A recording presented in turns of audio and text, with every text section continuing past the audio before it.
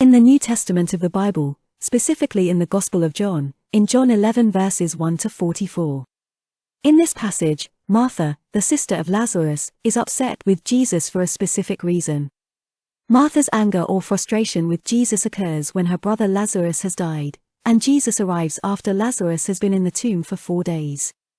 Martha had sent word to Jesus when Lazarus was gravely ill, and she likely expected him to come and heal her brother.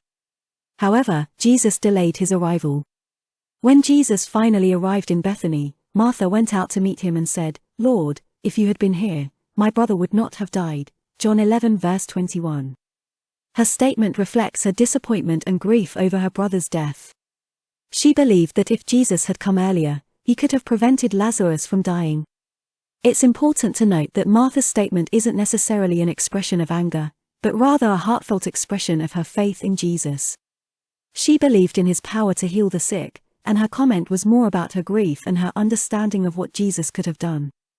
Later in the same chapter, Jesus performs a remarkable miracle by raising Lazarus from the dead, which reaffirms his divinity and power.